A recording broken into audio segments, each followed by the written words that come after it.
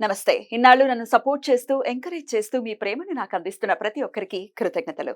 అలాగే ఈ వీడియో కూడా ఖచ్చితంగా మీకు ఉపయోగపడుతుంది. లైక్, షేర్ అండ్ సబ్స్క్రైబ్ చేసి మీ సపోర్ట్‌ని నాకు అందించండి. అలాగే ఈ వీడియో పట్ల మీకున్న అభిప్రాయాన్ని కామెంట్ సెక్షన్‌లో కామెంట్ చేసి తెలియజేయండి. ఇప్పుడు వీడియోని చూద్దాం.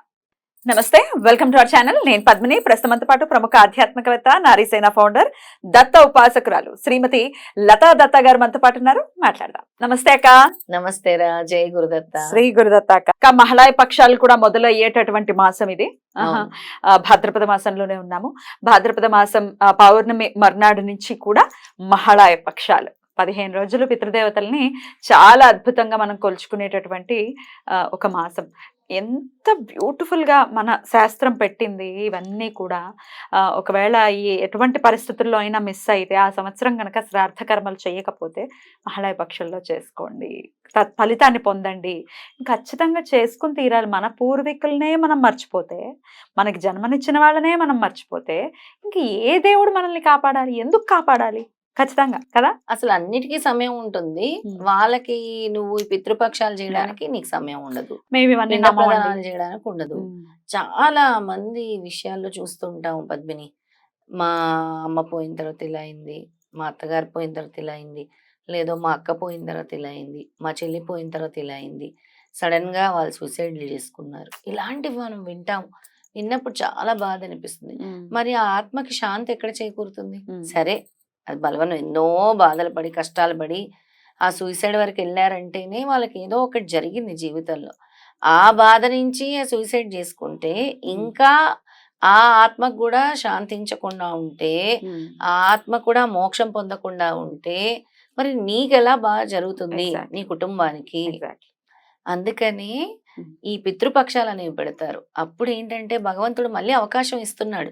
సంవత్సరంలో ఒకసారి గుర్తు చేసుకోండి అని స్వామి మనకు చెప్తున్నారు, ఏంటి ఇస్తున్నారు. కానీ మానవులు కదా, ఎందుకు అర్థం చేసుకుంటారు? ఓ మాయలో చిక్కుకుంటారు. ఓ మాయ అనేది కమ్మేస్తుంది వీళ్ళందరినీ కూడా. ఆ పితృపక్షాలని కూడా చేయనివ్వదు, పితృతర్పణాలు కూడా పెట్టనివ్వదు. గయ లాంటి ప్రదేశాల్లో ఈ పితృపక్షాలకి అసలు ఖాళీ ఉండదు. రద్దీ, ఎంత రద్దీ అంటే అంత రద్దీ. ఈ పితృపక్షాలు అవన్నిటివి సద్వినియోగం చేసుకోండి దయచేసి. మీకుండే దీర్ఘకాలిక ఇబ్బందుల నుంచి బయటపడడానికి స్వామి మీకు ఇస్తున్న అవకాశంగా భావించండి. ఖచ్చితంగా. మీకు తెలుసు, మీకు ఎందుకు ఇలా జరుగుతుందో మీకు తెలుసు, అయినా మీరు ఇలా చేయరు.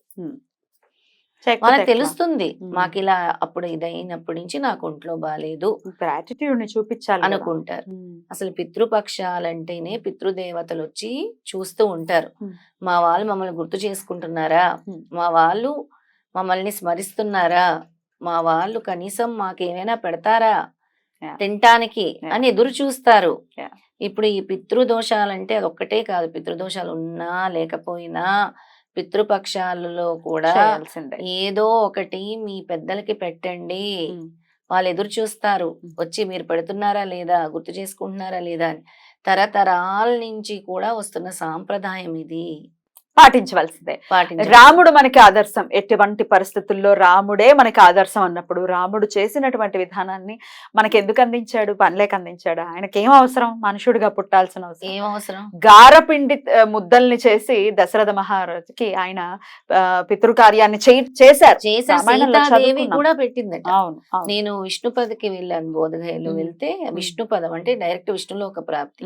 స్వయంగా నేను అడిగాను, దక్షిణాదిలో ఆడపిల్లలు అసలు చేయకూడదు అంటారు, మరి ఇక్కడ ఆడవాళ్ళతో చేయిస్తున్నారు ఏంటి మీరు అని.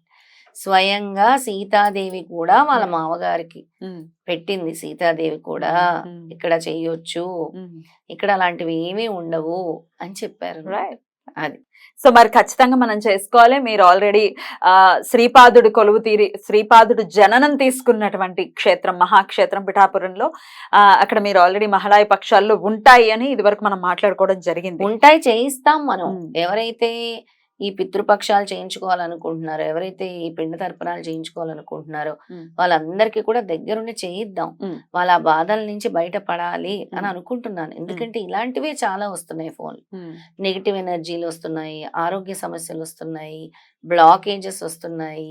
సో పితృపక్షాలు ఖచ్చితంగా మనం వినియోగించుకోవాలి.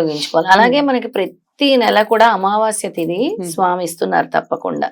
అమావాస్య రోజు మీ పెద్దల్ని గుర్తు చేసుకొని ఏదో ఒక వంటకం మీరు వండింది పెట్టండి, పైన కాకులకు పెట్టండి, గుర్తు చేసుకొని వాళ్ళు వచ్చి స్వీకరించాలి అని కోరుకోండి. అమావాస్య రోజు మీ పెద్దల పేరు మీద గనక మీరు అన్నదానం చేస్తే ఈ పితృదోషాల ఎఫెక్ట్ నుంచి తగ్గుతుంది, అంటే ఉపశమనం పొందుతారు. ఆ రోజు ప్రత్యేకంగా అమావాస్య రోజు ప్రత్యేకంగా మీ పూర్వీకులు లేదా మీ పెద్దలు వాళ్ళ పేరు మీద మీరు అన్నదానాలు చేయండి. పేదలకి ముఖ్యంగా ఎవరికైతే చాలా ఇబ్బందుల్లో ఉంటారో అలాంటి వాళ్ళకే అన్నదానం చేయాలి. రైట్, మీరు కూడా అదే ఆల్రెడీ చేస్తున్నారు. నిన్ననే సోమావతి అమావాస్య ఈ అమావాస్య శ్రావణ అమావాస్య నుంచి మొదలుకుని మీరు అన్నదానం అనేది చేస్తున్నారు. ఎక్కడ చేశారు అక్క? ఏం ఈఎస్ఐ హాస్పిటల్ దగ్గర చాలా మంది రోగులు కి వాళ్ళు లోపల పెడతారు, కానీ వాళ్ళతో పాటు ఉండే అటెండర్స్ కి చాలా పెట్టరు. వాళ్ళంతా బయటకు వెళ్ళి తినాలి, చాలా ఆర్థిక ఇబ్బందులతో ఉండే వాళ్ళు చాలా మంది ఉంటారు అక్కడ. అంటే భోజనం కొనుక్కోలేని స్థితిలో ఉంటారు వాళ్ళు. అలాంటి వాళ్ళందరికీ కూడా మనం పెట్టడం జరుగుతుంది. అమావాస్యకి భగవంతుడు దయతలిస్తే నెలలో 2-3 సార్లు అయినా పెట్టాలని అనుకుంటున్నాను, స్వామి అనుగ్రహం. కానీ ప్రతి అమావాస్యకి ఎందుకు నేను ఇంప్లిమెంట్ చేస్తున్నాను అనంటే యాన్సెస్టర్స్ కి, ముఖ్యంగా పెద్దలకి, అంటే ఎవరికైతే వాళ్ళ పేర్ల మీద అయితే చేస్తూ ఉంటాం మనము, వాళ్ళకి ఈ ఆపదల నుంచి బయటపడతారు. అలాగే వాళ్ళకి అడ్డంకులు అనేవి లేకుండా ఉంటాయి జీవితంలో. ఆ డిఫరెన్స్ వాళ్ళకి తెలుస్తుంది అనమాట. సో నిన్న ఎంత మందికి సుమారుగా మీరు అన్నదానం? 250 మందికి చేసాం. వంట మేమే మొత్తం, భక్తులు వాలంటీర్స్ అందరు వచ్చి, అందులో ముఖ్యంగా నేను కూడా కూరగాయలు కోయటం అన్ని చేసుకుని వండి ప్యాకింగ్ చేసి, నిన్న అంతకు ముందు నెలలో వాళ్ళకి వెజిటేబుల్ బిర్యానీ, ఆలు కూర్మా, రైతా ఇచ్చాము.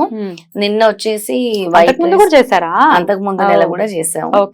అమావాస్యకి ఇది 2వ నెల. అయితే స్వామికి ముందు మనం నైవేద్యంగా పెట్టి ఆ ప్రసాద వితరణ లాగే చేస్తున్నాము. వైట్ రైస్, ఒక పప్పు, ఒక కర్రీ ఇచ్చాం.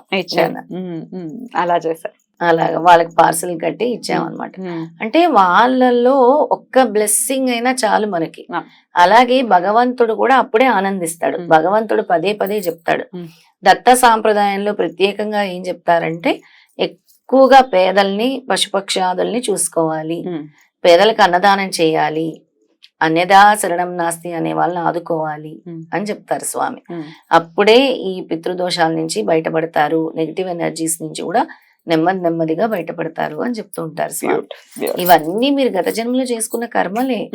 ఆ కర్మల నుంచి బయటపడాలి అని అంటే స్వామి చెప్పేది అన్నదానాలు, అమావాస్య అన్నదానాలు, తీర్థయాత్రలు, జపాలు, నామజపాలు, హోమాలు ఖచ్చితంగా చేసుకోవాలి. అందులో ఇంకా ఎటువంటి సందేహం లేదు. ఇక మహాళయ పక్షం మొదలు కాబోతోంది. 19వ తారీఖు నుంచి, సెప్టెంబర్ 19వ తారీఖు నుంచి మహాళయ పక్షం మొదలవుతుంది. కాబట్టి మరి మహాళయ పక్షంలో పితృ కార్యాలకి సంబంధించి పిఠాపురంలో ఒకవేళ చేయించుకోదలుచుకున్న వాళ్ళు, పాదగయలో ఆబ్వియస్ గా మరి అక్కడ చేయించుకోదలుచుకున్న వాళ్ళు ఖచ్చితంగా రిజిస్టర్ చేసుకోవాల్సి ఉంటుంది. లత గారి నంబర్ కి కాల్ చేసి రిజిస్టర్ చేసుకోండి. రైట్ అక్క, చాలా చాలా అద్భుతమైనటువంటి కార్యక్రమాలు. మన ద్వారా కొంతమంది అయినా బయటపడాలి. వాళ్ళ కర్మల్ని అయితే మనం తొలగించలేము, గాని బ్లాకేజెస్ తొలగించవచ్చు. కర్మలు ఎవరైనా అనుభవింపక తప్పదు. ఆ కర్మ ఎక్కువ కాకుండా కొంతలో ఉపశమనం పొందేలా స్వామి చేస్తారు ఇలాంటి కార్యక్రమాల వల్ల. ఆ కొంత వరకు మనం మన ద్వారా ఏం చేయించగలమో అవే చేయిస్తాం పాదగయలో. తప్పకుండా. అయితే ఈ కాలసర్ప దోషాలు అని చాలా మంది అంటుంటారు కదా పద్మిని, అవి పితృదోషాలు ఒక రీజన్. కాలసర్ప దోషాలు వస్తున్నాయి మాకు, అసలు జీవితంలో ఏం జరుగుతుందో తెలవట్లేదు, అస్తవ్యస్తంగా ఉంది. ఇప్పుడు చూస్తే పెళ్లిళ్ళు అసలు అవ్వట్లేదు. దానికి రీజన్ అలాగే ఈ మహాలయ పక్షాలని సద్వినియోగం చేసుకోవాలి అందరు కూడా. అంటే మీ పితృదేవతల్ని గుర్తు చేసుకోండి. ఖచ్చితంగా.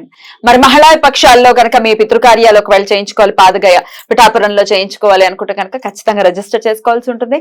లత గారి నంబర్ కి కాల్ చేసి రిజిస్టర్ చేసుకోండి. రైట్ అక్క, thank you so very much అక్క. నమస్తే. జై గురుదత్త. శ్రీ గురుదత్త.